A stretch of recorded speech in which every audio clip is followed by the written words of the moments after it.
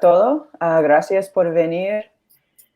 This is a series of conversations that's meant to speak directly to you, to our applicants, fellow artists, supporters, and friends, in hopes of sharing our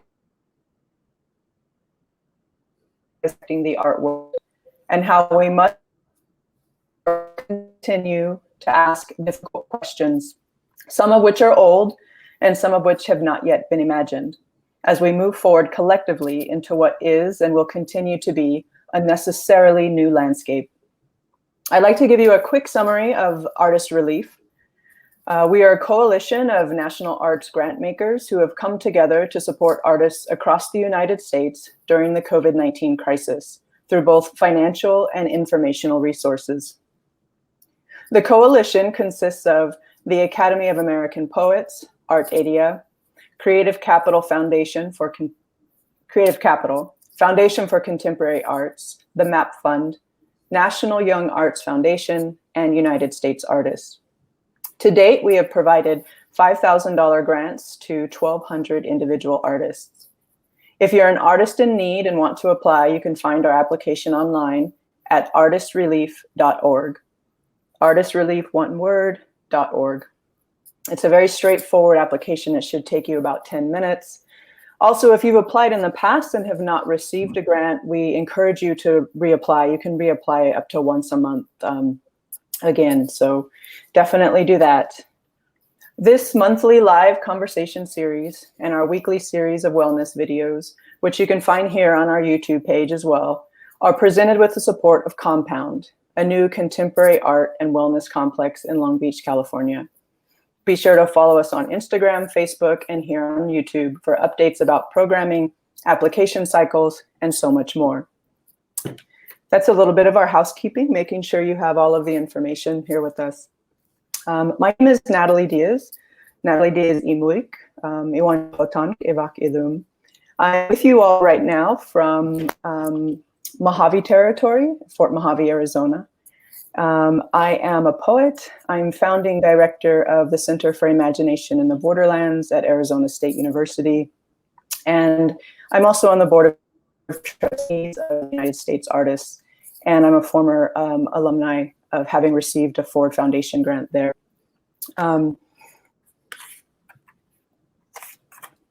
Since we're all meeting here in our different areas, we're meeting in satellite, and it occurs to me that that I'm a native in space, which is probably not something that happens very often. And so I will take great pride in that today. I think it's something that I just kind of wanted to preface is that it might seem strange to you to have such a high stakes conversation. You know, what is art? Who is the artist? Is art work? And to have that conversation with a group of 3 poets. And considering that poets make up such a small sliver of the art economy, if we're thinking about capital. And until recently, I think probably most people, until the leadership of Elizabeth Alexander, they kind of relegated poets to ceremonial positions, funerals, weddings, the openings of grand ceremonies. And yet here we are. You'll be with these 3 poets for this conversation. People often say in times of crisis that we turn to artists and especially to poets to find the language we need to ache, to wake up, to resist, to imagine, to be tender. And there have been numerous conversations about us needing to reimagine or reinvent new ways, new language that this will always be true. But what is also true is that much of this language and many of these practices already exist. There are communities such as Cooperation Jackson, Barbara Smith's Combahee River Collective, the Red Nation, Trans Queer Pueblo, and the work of both Mark Nowak and the Work Writer School, and Christine Lewis and the Domestic Workers United. Right now is the time for us to ask of ourselves, what did I fail to ask before the COVID-19 pandemic? What did I not know to ask when we could all still touch one another? What did I not ask of art, of myself as an artist? For a long time, the artist and the product have been a stand-in for institutions' engagement with the artist communities, with the very conditions and cultures that artists engage with. And today we hope to show what is behind those artists as a way to reconnect the institution with the work, which is embedded in the community and cannot be purchased, and which holds the imagination that this moment demands. So I'd like to introduce you now to Christine Lewis and Mark Nowak. Mark Nowak's book includes Shut Up, Shut Down, a New York Times editor's choice, Coal Mountain Elementary, which Howard Zinn called a stunning educational tool, and Social Poetics, all from Coffee House Press.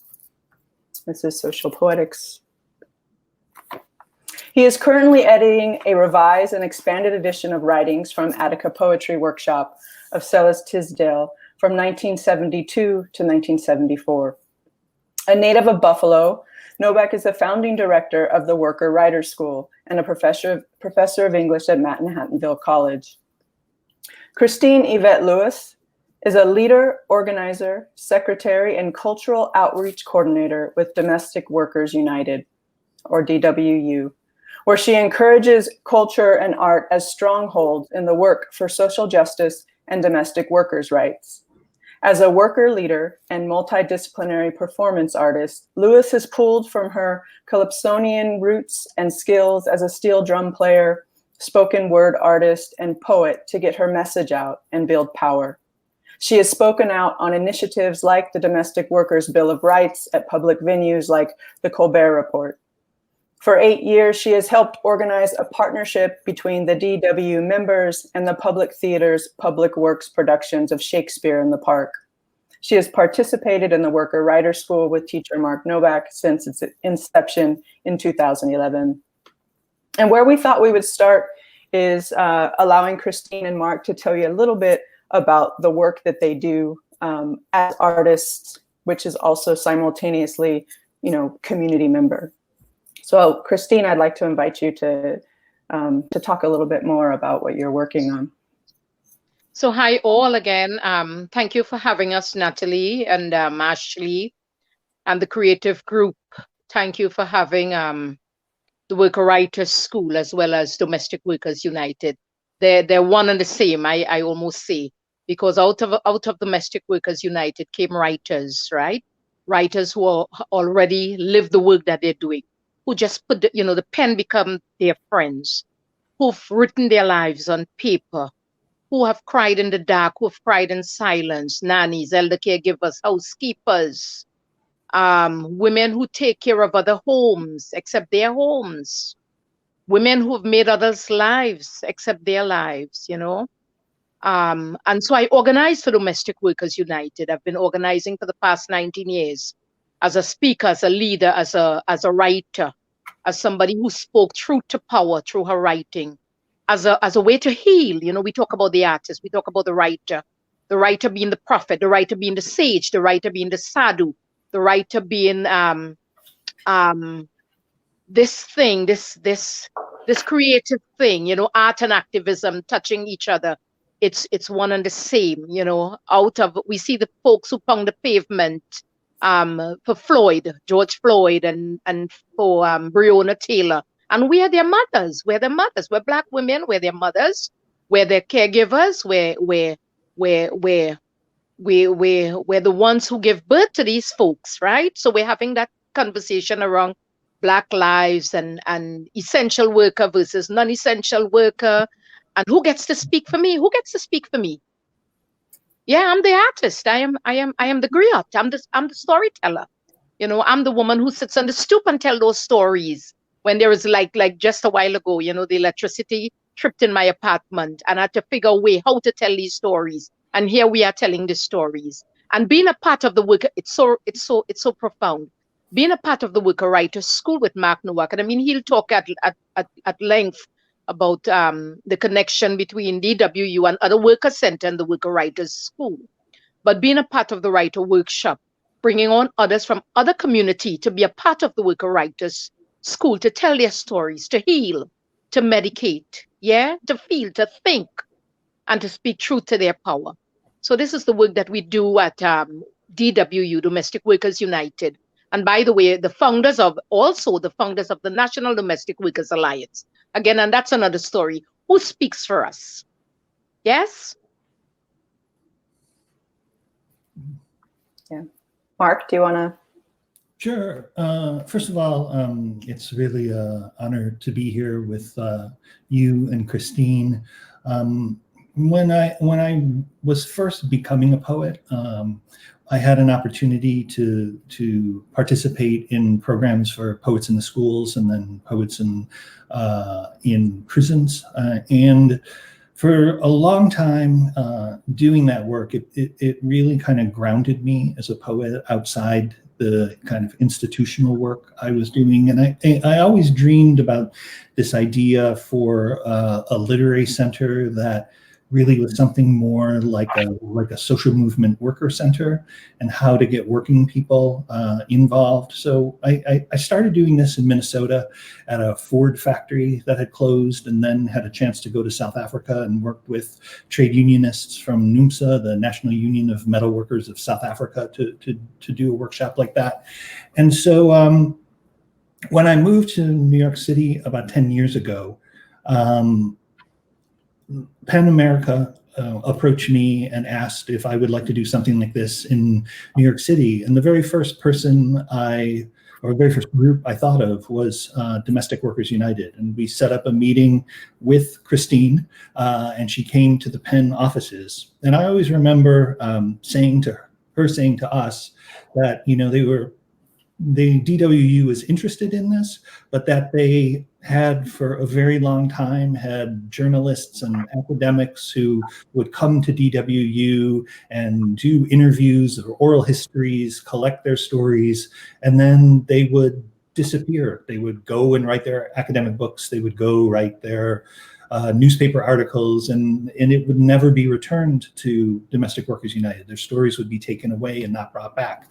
And I promised Christine on that day that that would not be what happened at the Worker Writer School, that it would become a platform for people to be creative workers, to be cultural workers, to find that connection between aesthetics and politics, that the poem is something that could be used for political analysis as well as performance, as well as, aesthetic craft, that all of these things went together. And so that's kind of been the history that we've forged together with members of a number of different worker centers in New York City over the past 10 years. We have members from Picture the Homeless, from the Street Vendor Project, from Damian Migrant Workers Association, from the Retail Action Project, the New York Taxi Workers Alliance. All members of these groups meet together once a month at PEN America for our workshops. And since the coronavirus has descended upon the country, we now meet on Zoom, and we've actually increased how often we meet. We meet twice a month on Zoom, and we're able to bring in, new workers from different cities, some of our members who have had to go back to their countries of origin to take care of elder parents and others.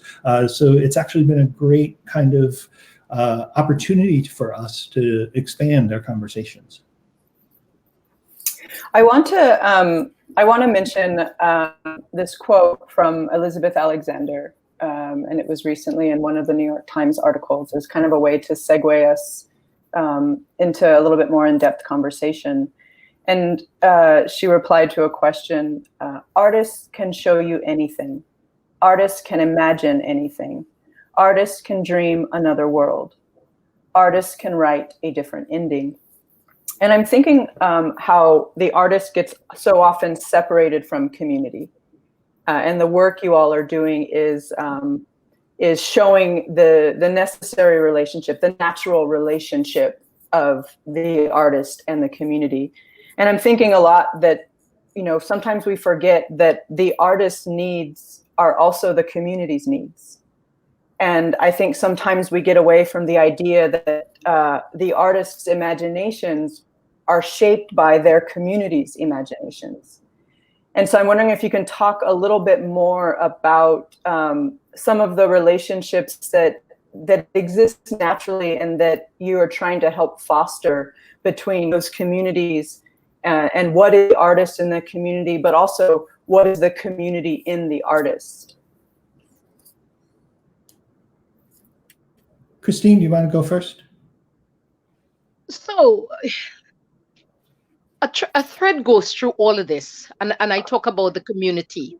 The community that we meet with on a first Saturday in the month of the Pan American World Voices, and as coronavirus hit, remotely so. But the thread that goes through the taxi driver who sits in on the conversation to tell his story, the person who comes from the Retail Action Committee, even the elder woman who comes from Bronxville community, we can't forget that, or the person who works who by the way used to work at Tower Isles Patty or Golden Cross Patty, right? Who sells at the front desk at the front of the restaurant.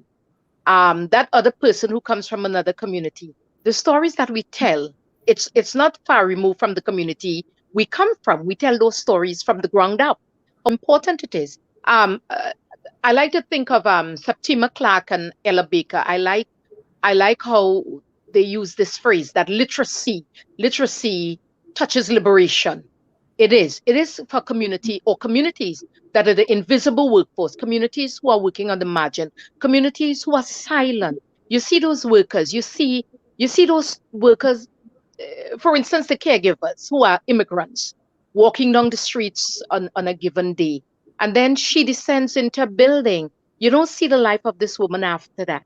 That life of that woman segues at the table at the worker writers community. Then we hear that she's working without a living wage or decent or time off or sick days off. I mean, how profound to be able to come and kind of flip the bird at your employer.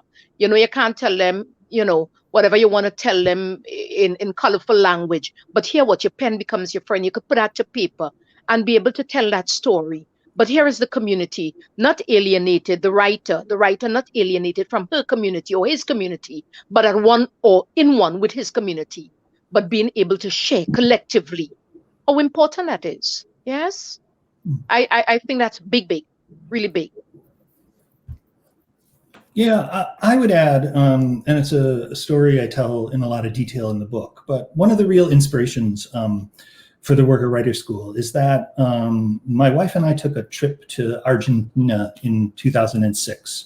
And as people may know, there was just an enormous financial collapse in the country at that point in time. And factories across the country were closing, and businesses and business owners were just abandoning their factories and abandoning their workers. But at a number of factories throughout the country which we visited, there was a movement by workers to occupy those factories and to start reproduction under worker control. And at one factory in particular called IMPA, which was a huge factory that produced aluminum tubes for like paint and toothpaste and other kinds of aluminum materials. All of the community came out to support the workers. They protected them against the police coming in and taking the factory back. They supported them in all kinds of ways. They had 24-hour shifts outside the factory gates. And this included a lot of cultural workers and cultural organizations. And so when the factory was able to start up again under the worker control, producing and not giving all their profits off to the bosses, but returning them to the workers and their families and their community, the factory offered a space or spaces within the factory for these cultural groups to set up like a home base. And so when we toured the IMPA factory, when you walked through it, there would be one place where you could take a yoga class. There'd be another room where they were teaching pottery. There was a free people's lending library within the factory. You could take other kinds of arts workshops during the day or after work. And to me, this was sort of a visionary way in which cultural work and factory work could come together. Like they didn't, in the US, we see them as such separate spheres. There's almost no interaction at all between these two spaces.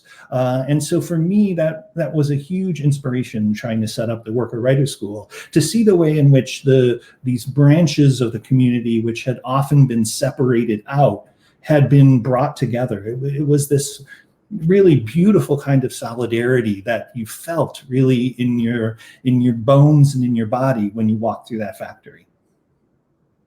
Well, and could I say, Mark, it's a oneness. I mean, coming to learn that, yes, and in this country where everybody's isolated, but having that that gathering at the table and realizing how much we have in common with each other. You could take, for instance, somebody who's from Louisiana, Davidson, for instance, and I'm from Trinidad. But by crossing and sitting at the table, how much we have, him being the taxi driver and me being the caregiver, how much in common we have with each other. We're still trying to figure out healthcare, right? Then as opposed to us sitting in our, he in his yellow cab and I'm in this house on the Tony Upper West Side, being the landscaper, being the plumber, being the storyteller, being the precision pre-K teacher. And we go on down the list. But how much we have, or even the woman who comes in from the retail action center who gets that sliver of time off to come, figure a way to come and sit at the table, the communal table, or to break bread. Yeah. Word is bread, right? Word is food. Word is liberation. Hello. We eat at the table, right? Mm-hmm. Okay. Yeah, Figurative food and literal food. Figurative food and literal food. But we eat at the table. And we create what? We create kinship. We create kindred spirits, if you may. Yes? Yeah. We sup together. When we could have after meeting at these tables, these lit crawls and different community readings that we could get together. It's a oneness. How big is that? Hello. I think we're starting. Well, I love that idea too about thinking of that table, and we've talked a little bit about that before. The same table you eat at, the same table you work at, the same table you talk about your problems at, you work your bills at that same table. Your children draw at that table.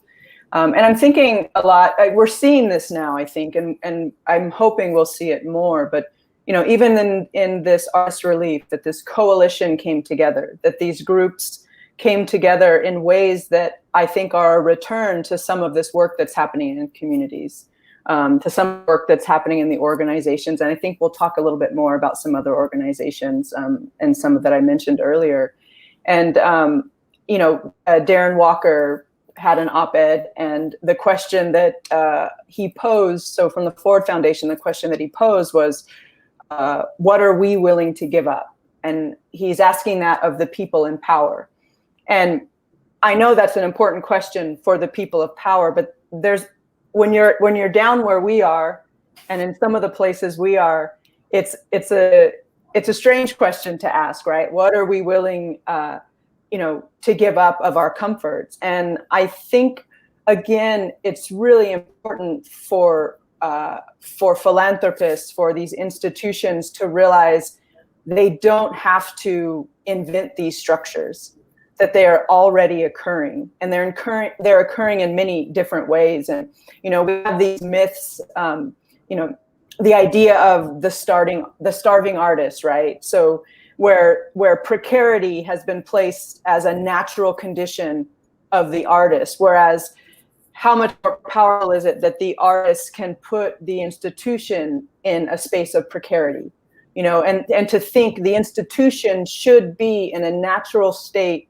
of precarity, in that it's always going to have to be re-engaging with society and the movements that are happening. This very series began because of the COVID-19 pandemic, and now suddenly it's also being impacted by the Black Lives Movement and these racial justice movements. And so I'm thinking too that the way the institutions need to look beyond the artist as product and to the communities that have fed these artists. And so I'm wondering if you all can talk a little bit more about thinking about that idea, what are, you've given us some of the backgrounds of your models, but what are some of the actual movements and processes and ways of connecting that are just happening on the regular, because artists are in a space of precarity, because our communities always need, reassessment?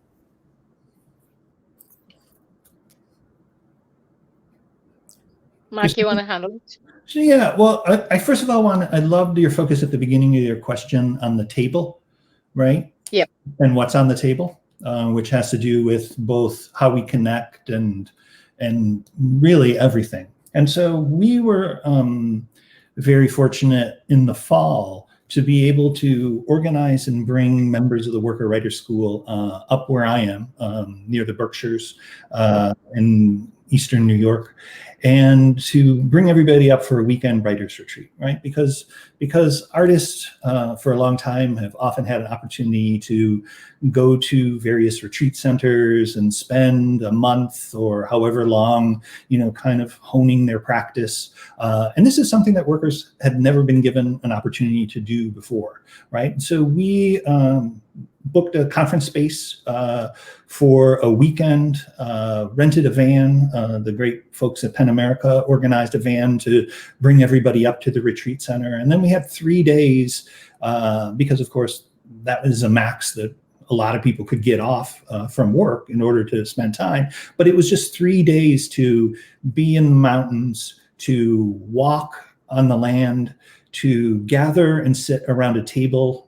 And we were very fortunate that I had asked Barbara Smith, who you mentioned the Combahee River Collective statement earlier. Barbara Smith came to join us and talk to us and share a meal with us. She lives not too far away from us in Albany, New York. And, one of the things she did is she talked about her press, which was called, not coincidentally, Kitchen Table Women of Color Press, right? In which published, Audre Lorde, June Jordan, this whole phenomenal group of writers. But it was a very small press. She brought with her, I don't know, Christine, 20 examples or something like that from the press, which were these small hand-sewn, stapled chapbooks. But she had this idea that with each chapbook, they'd gotten a button maker. And so they made protest buttons to go along with each of the chapbooks. And so they would sell them. She brought them in these kind of little bags for the book to see through. And then the button is attached to the cover. And so when people were interested in the button, they would also get a chapbook by June Jordan.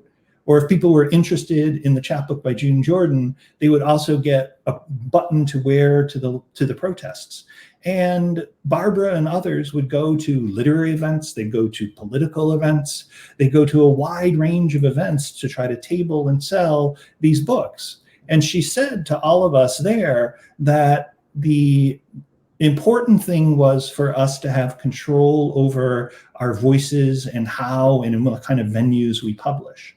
And that's a very different message we got from her than we often get in our community, in the literary community, that if you're not in the New Yorker and you're not in Poetry Magazine and you're not in these other places, that your work doesn't really matter quite as much, right? And Barbara really taught us a very different lesson when we were gathered around that table at our writers' retreat.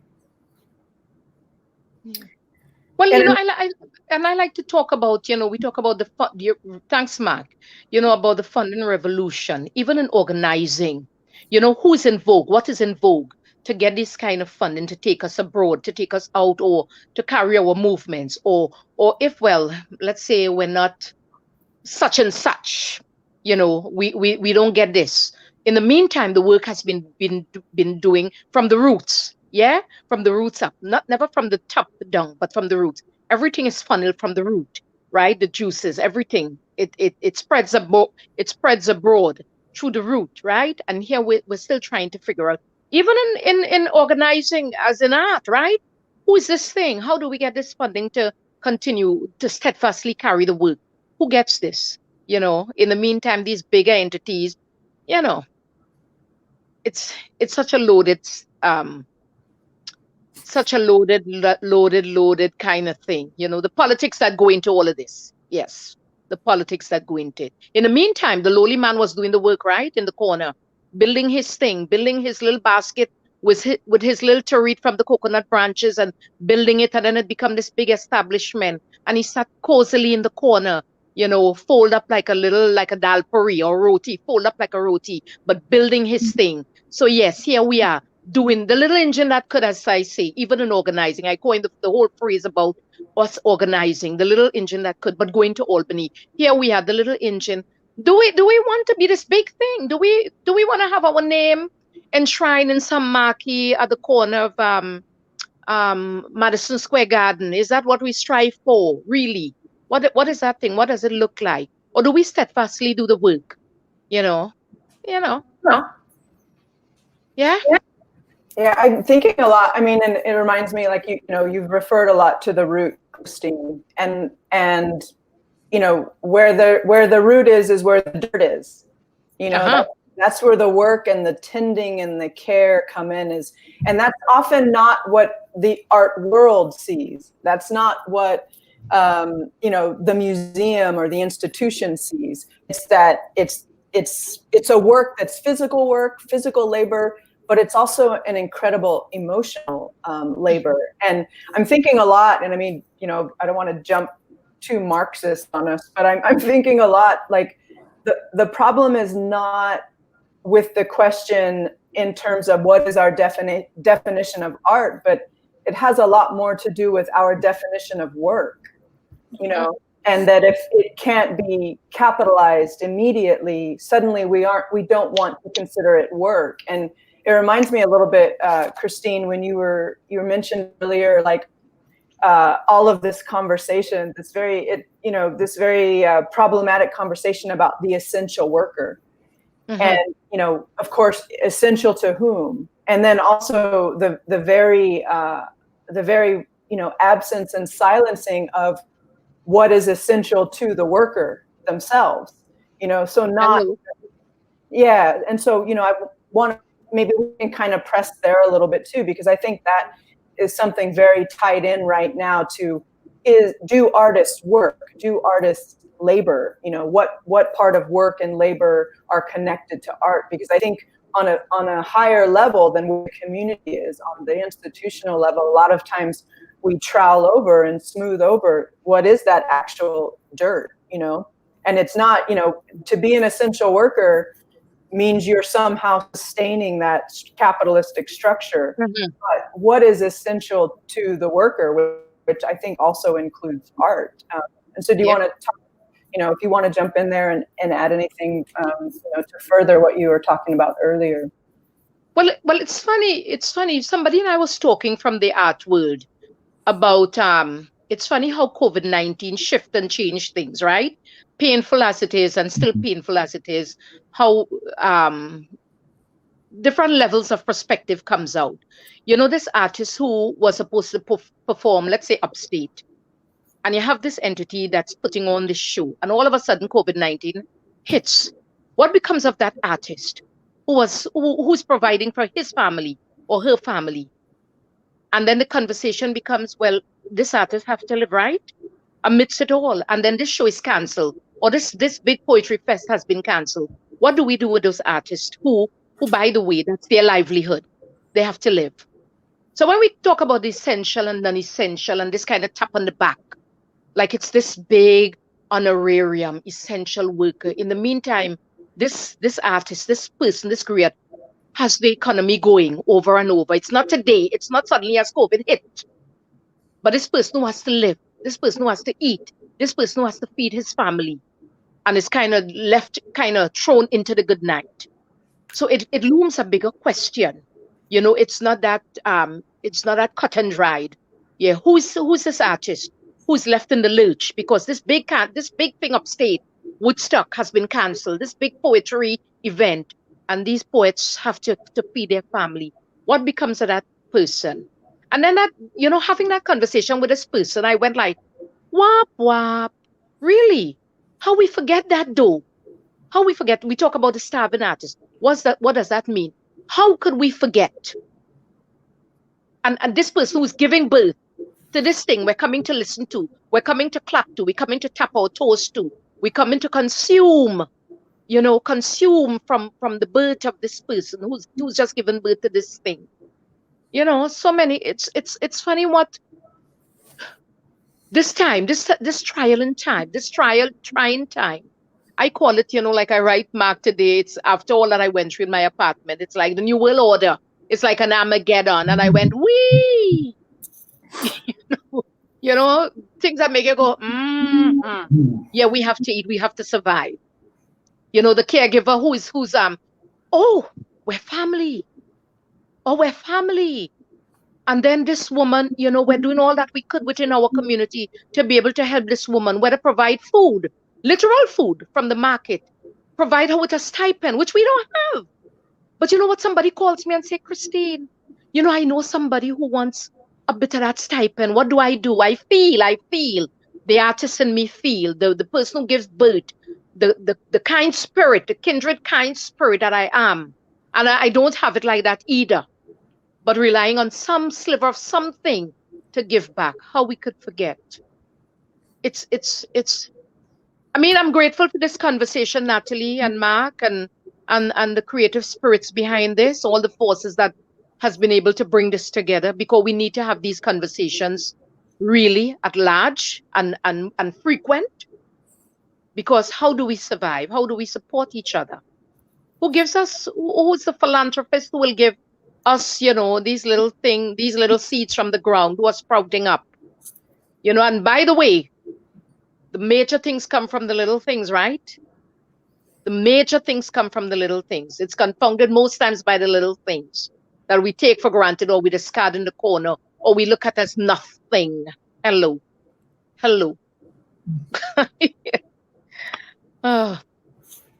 I want to add that I think that, you know, since we're talking about art and labor, right, that one of the things that ties these two groups together would be that they are both currently locked in what I might call a prestige economy, right? That we want to, that it's important, or the importance is forced upon us by the outside, right? Because we live in a capitalist system, that we must grow and expand constantly. I mean, this is the nature of capitalism itself, that if you are a small organization, you must grow, and then you must incorporate as a 501c3, and then you must get someone from the outside to lead your organization and get a board of directors who are well off often, who can donate to the organization. And this builds in a certain direction, right?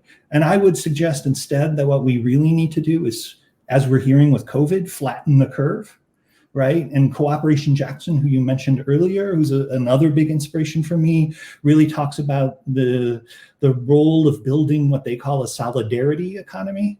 And so what might a solidarity economy, an intersectional solidarity economy, look like in the arts and in labor when those groups are brought together? Like, shouldn't we all be fighting in arts and in labor together for universal healthcare, so that when so many people are let go from their jobs because of this pandemic, that we can all at least go to the doctor and go to hospital and have that covered, right? Shouldn't that be part of what we do as us, as university professors and as university students? If there were no student debt, we wouldn't all be being forced to go back into our classrooms during this global pandemic behind plastic shields and plastic masks in order to teach, right? And so this growth economy that we see in both the arts and labor is really hampering what could be, I think, some more creative social action and some more creative programs for workers and for artists to be able to really do something, right? We don't have to always be in a growth mindset. In fact, we shouldn't be in a growth mindset, right? I think it's detrimental to what we can do together, right? That growth mindset doesn't produce these kind of social solidarities that I'm talking about. It pits us against each other when we really need to be building in a different kind of way. It reminds me, Mark, of the you begin Social Poetics referencing Langston Hughes and his idea of being a social poet. And there's that line that he says, the moon belongs to everyone, but not this American earth of ours. And somewhere we've separated what we deem as beautiful or artistic versus what's happening down on the ground among us that is also, you know, beautiful, if we want to use that word. And I think there's something very separate as well when we're talking about these things, in that we've separated ideas of pleasure and joy. And so that as artists, we're engaged in a kind of work. And if it's seen as pleasure and joy, or some, you know, it becomes, quote, frivolous, or it becomes not another kind of labor, even though, you know, like you're saying, to come from a shift in a taxi, or to come from your work to this table, that is now a table of creativity and imagination, to not be able to understand that that is also a grueling labor that you have to fight for right there in that moment, that we're fighting for that kind of imagination. And it is physical, you know, and it is emotional.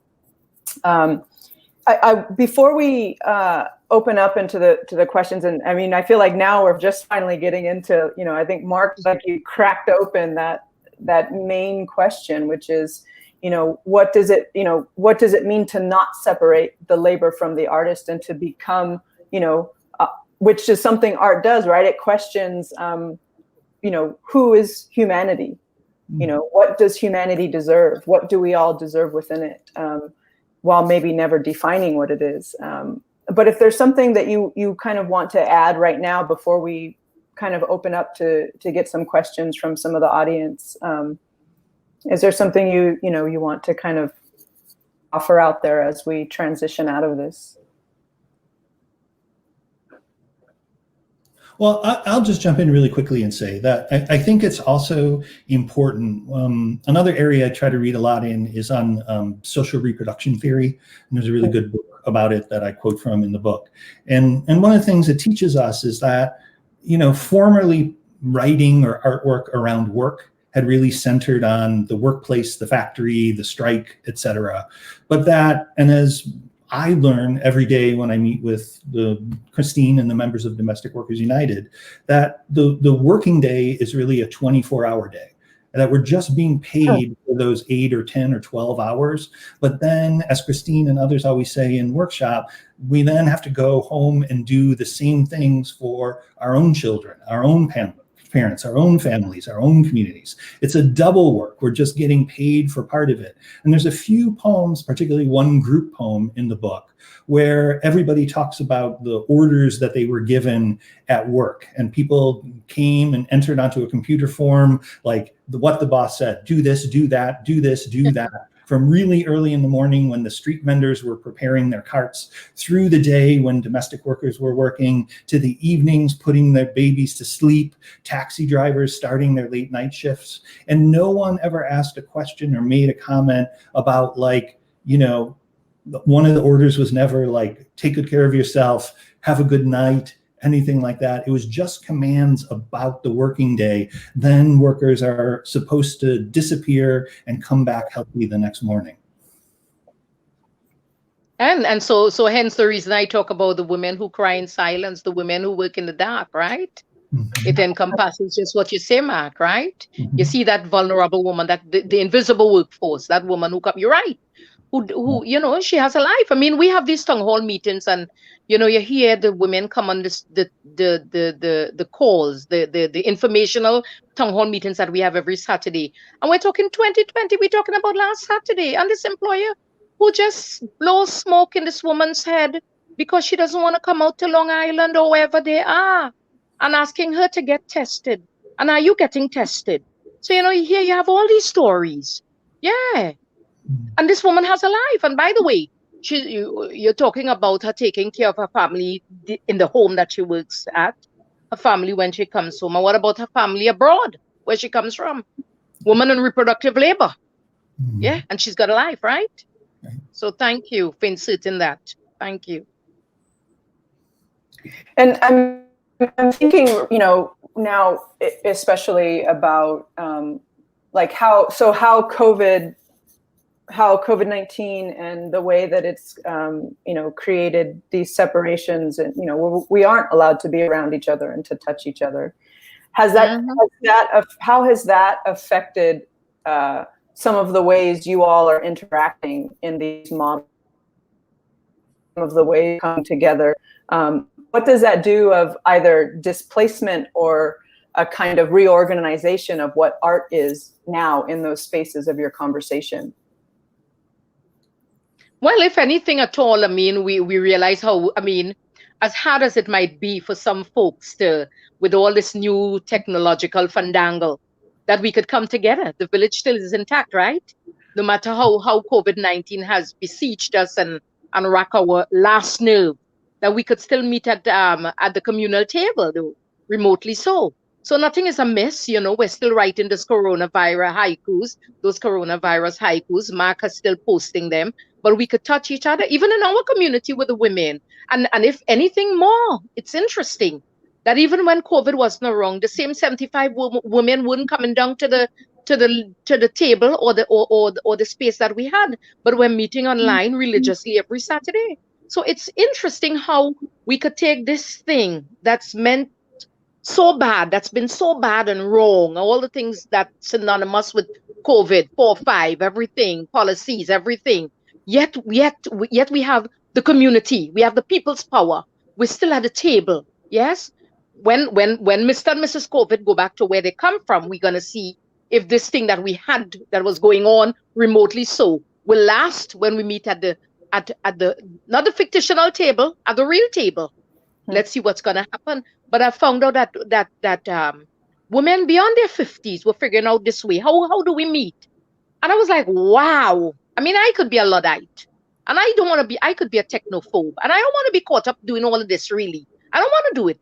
But COVID has forced us into this new realm. We have to do it. You know, funders are wanting to talk. I have to get on the highway. But could you imagine women who like, I don't even want this last email, or I don't want this Zoom thing, but they're getting on. We're meeting each other. The villagers. Listen, before we had anything, before we had everything, we had the villagers. We told stories on stoops, right? With flambeaux. I talk about the flambeaux, the little lamp, the little wick that grows out of the bottle, and there was a fire to the tip. We were telling stories, and Nancy stories before we had current, and when the current would flip, we knew how to live. Hello. Look, as fast as George Floyd got to, I mean, this thing that happened to George Floyd and then Breonna Taylor and Ahmaud Arbery, look how quick folks were out in the streets. Look how quick people were mobilizing and organizing to get out in the street. Somebody would call me. I would be in a meeting and somebody would say, Christine, we're meeting here at Ocean and Parkside. So here what? You couldn't stop the villagers in the village. We found a way. Hello, the vine, you know, the vine. You know, you put the okra on the vine and it sprout and it sprout and it sprout. We are the people. We're the people. Hello.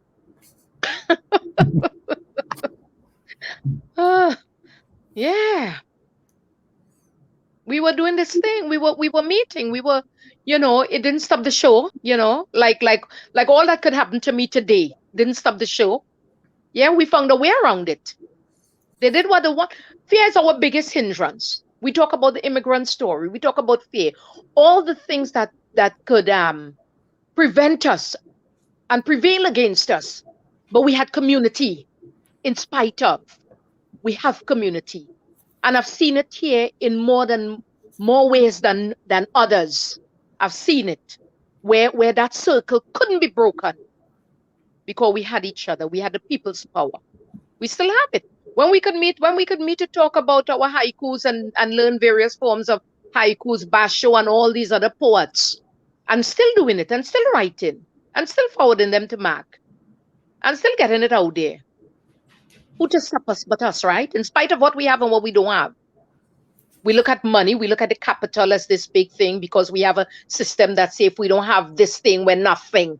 Hello, who said that? Let's rewrite that script right now. Yeah, and I would just jump in and add, you know, that the last time we met for the Worker Writer School was on March 7th, and that was right before, just as news of COVID-19 was starting to circulate around New York City.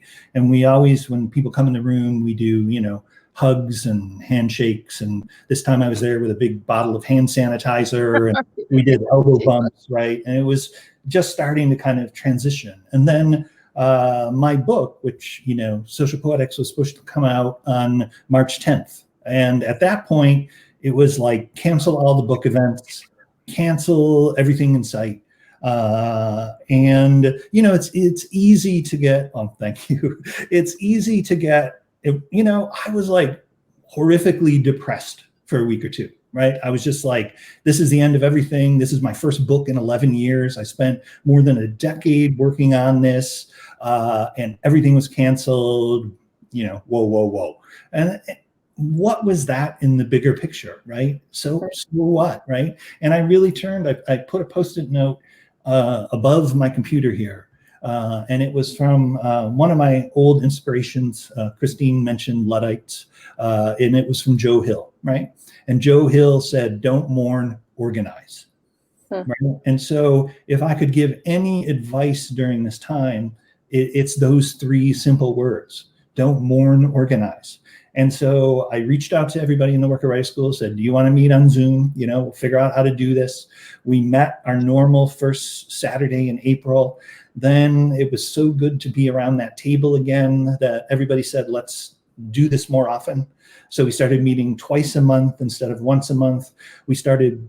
People were sending their coronavirus haiku, which we had just started on our last in-person workshop on March 7th. And I said, send them to me. I'll put them up on the Worker Writer School Twitter and Instagram page, which we've been doing. And so we really found a way to organize to be able to allow a space for these quote unquote frontline essential worker, however they're being termed in the media, the stories and poems of workers to be able to get out to a much wider audience. And so if I gave a little piece of advice, that I think that in moments like this, where it seems like we're shut down, we're at home, and it seems like that might be trending again around the country, right? That there is also possibility in this moment. And so, as Joe Hill said, you know, put that Post-it note above your computer. Don't mourn, organize. This is what we all have the potential to do this within ourselves.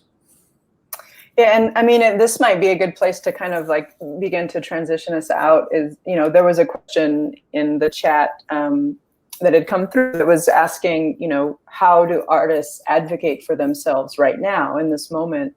And I think there's something about thinking, yes, we need to eat, we need to feed our families, you know, but there's something about the ways in the past we've thought about advocating for ourselves as being moving up toward the top of that pyramid. You know, so advocating for ourselves, and my book came out when your book came out, Mark. And so advocating for ourselves would have been carrying our book to as many places as we could have, you know. But there's, you know, but you bringing up that quote, you know, don't mourn, organize. There's a different way of advocating that, again, if yes, you know, the gig economy and losing money from shows, and thinking about how the music industry and the theater industry and some of these places have been like severely impacted. But there's something about that don't mourn, organize, turning back in toward the community to actually reorganize that energy and build a foundation that is more sustainable than the one we've seen not be sustainable. You know, we've, like, if nothing else, this has given us, like you say, that chance to do things differently.